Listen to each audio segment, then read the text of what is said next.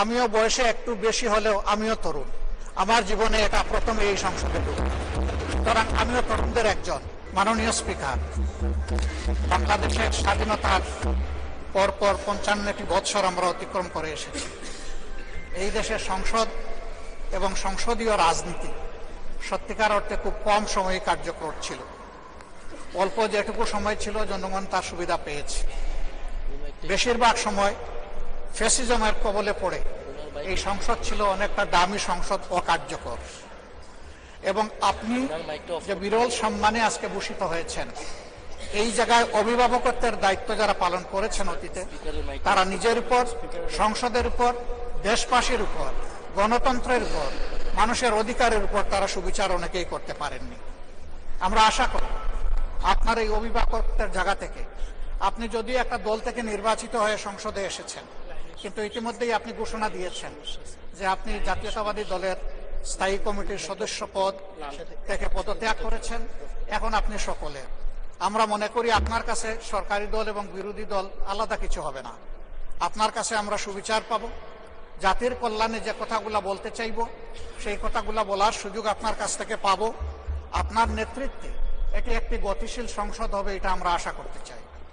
আমরা আশা করতে চাই অতীতে যে মন্দ নজির সৃষ্টি হয়েছে বিভিন্ন সময়, এটি নতুন করে আর হবে না। আজকের এই সংসদে অনেক তরুণ সদস্য এখানে আজকে এসেছেন। আমিও বয়সে একটু বেশি হলেও আমিও তরুণ। আমার জীবনে এটা প্রথম এই সংসদে ঢুকা, সুতরাং আমিও তরুণদের একজন।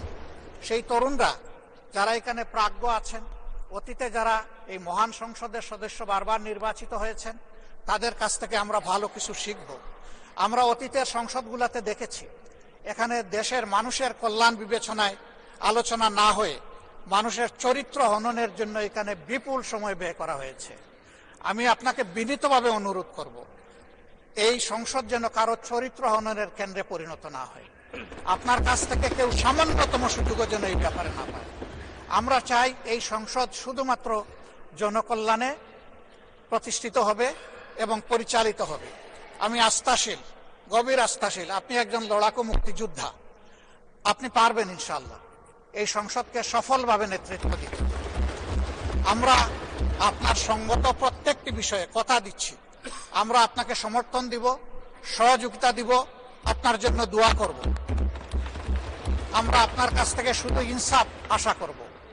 আপনি যদি এই সংসদের উপর ইনসাফ করেন, তাহলে 18 কোটি মানুষের উপর ইনসাফ করা হবে। কারণ রাষ্ট্রের গুরুত্বপূর্ণ 3টি অঙ্গের একটি হচ্ছে সবচেয়ে গুরুত্বপূর্ণ অঙ্গ। এই অঙ্গটা যখন সুস্থ সবলভাবে পরিচালিত হবে, বাকি 2টা অঙ্গ সরাসরি সেইভাবেই কাজ করবে।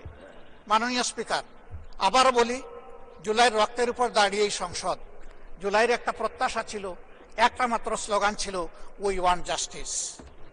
আমি আবার এটা এখন উচ্চারণ করলাম, উই ওয়ান্ট জাস্টিস।